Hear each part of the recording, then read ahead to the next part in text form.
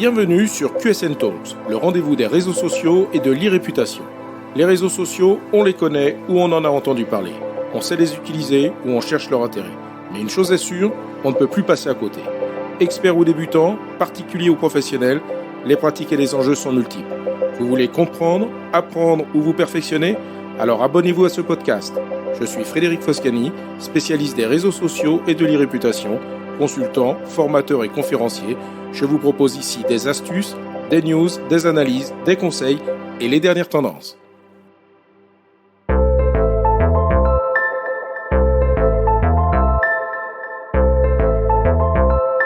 Bonjour.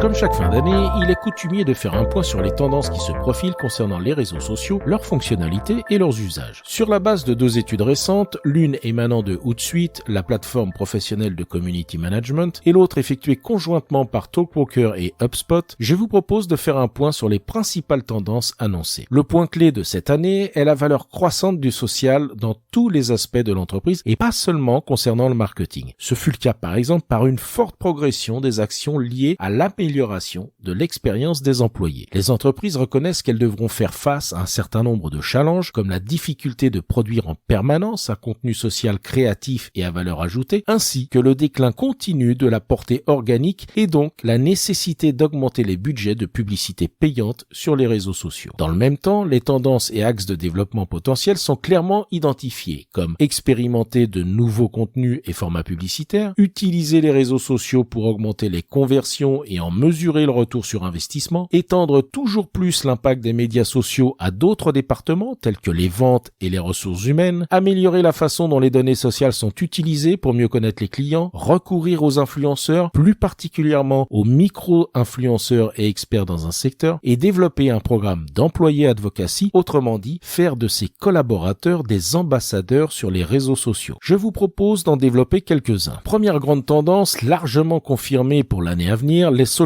ads ou plus simplement la publicité sur les réseaux sociaux. Facebook et Instagram restent les plateformes considérées comme les plus efficaces, mais l'efficacité perçue de TikTok, Pinterest et Snapchat leur prévoit une attention particulière en 2022 de la part des marketeurs, avec une mention exceptionnelle pour TikTok qui connaît une augmentation de 700% de son efficacité perçue, ce qui augure d'une augmentation spectaculaire par rapport à l'année dernière où seulement 13% des marketeurs disaient prévoir d'augmenter leurs investissements sur la plateforme contre 36% à l'horizon 2022. Si Instagram reste la première plateforme en termes de prévision d'investissement budgétaire de la part des entreprises, Facebook, YouTube et LinkedIn suivent de très près. Le recours au contenu sponsorisé est unanime et ne cesse d'augmenter. D'ailleurs, plus de la moitié des marketeurs envisagent d'augmenter leur budget de dépenses publicitaires sur les réseaux sociaux. Seuls 10% ne prévoient pas de dépenses publicitaires. Mais est-ce vraiment un choix lorsque l'on sait qu'il s'agit de petites entreprises? Les annonceurs ont compris l'importance des publicités sur les réseaux sociaux et leur caractère de plus en plus incontournable. À noter également que les spécialistes du marketing sont de plus en plus nombreux à intégrer leur publicité sociale à d'autres activités de marketing. Il était temps. Autre tendance forte si vous vendez des produits et particulièrement dans un modèle B2C, c'est le développement du social commerce et la capacité à proposer des solutions de vente qui visent à faciliter le parcours des acheteurs. Pour exemple, les nouvelles fonctions shopping proposées par Instagram qui permettent d'acheter sans quitter l'application. Mais si l'objectif final d'une marque ou d'une entreprise est d'acquérir de nouveaux clients, elles doivent de plus en plus être en mesure de proposer des expériences personnalisées tout au long du parcours client. Ce sont donc les contenus qui seront les garants de leur pouvoir d'attraction. En 2022, pour être efficace et attractif, il faudra envisager une stratégie de contenu réellement basée sur les attentes et l'évolution des usages des consommateurs. La période de pandémie a entraîné une augmentation de la création de contenu pour répondre à la hausse de la demande. Les consommateurs recherchent des contenus riches, personnalisés, mais aussi dans un style adapté à leurs usages. C'est ce qui a conduit tout au long de cette année à une augmentation particulière du format audio au travers des podcasts et des plateformes audio en direct. Tendance à laquelle nous n'avons pas pu résister avec QSN Talks. Je ne peux donc que vous conseiller de penser à intégrer l'audio dans votre stratégie de contenu en 2022. Un autre aspect qu'il convient de revisiter en 2022, c'est la gestion de l'e-réputation. La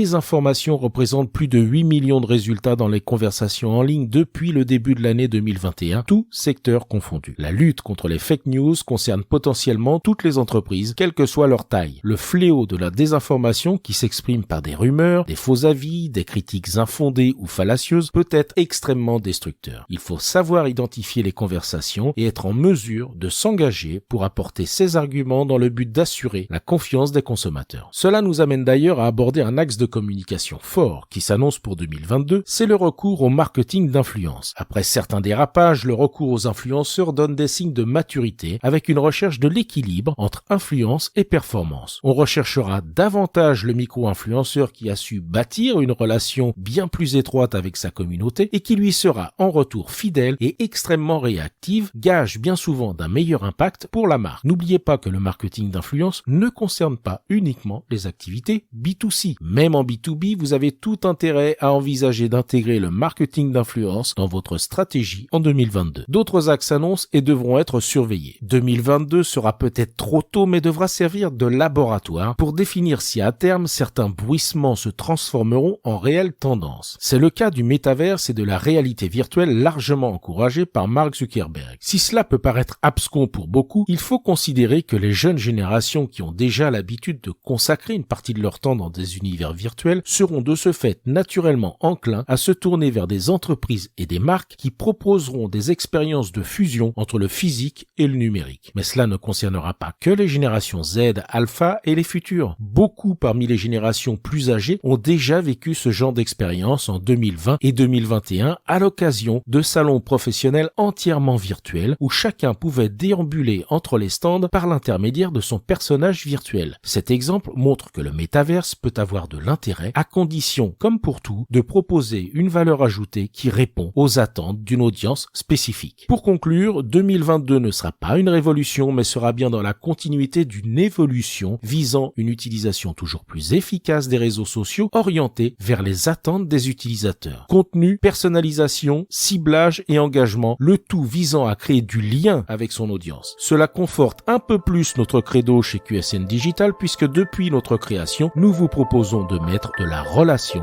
dans votre communication. Cet épisode vous a intéressé? Alors abonnez-vous pour ne pas rater la suite. Et n'hésitez pas à donner 5 étoiles au podcast sur Apple Podcast et à le partager sur vos réseaux sociaux préférés. Ça fait toujours plaisir. Ce podcast est rendu possible par QSN Digital, l'agence que j'ai fondée pour conseiller, accompagner et former les professionnels, entreprises, dirigeants et personnalités à définir et gérer leur stratégie de présence sur les réseaux sociaux et leur réputation. Vous avez des problématiques de visibilité, d'image, de veille, de recrutement et de relations clients? Vous souhaitez développer votre marque employeur? Vous voudriez faire de vos collaborateurs des ambassadeurs? Contactez donc QSN Digital pour demander votre coach social media. Je me ferai un plaisir d'échanger avec vous. Pour me trouver, rien de plus simple, demandez à Google ou à vos réseaux sociaux. À bientôt.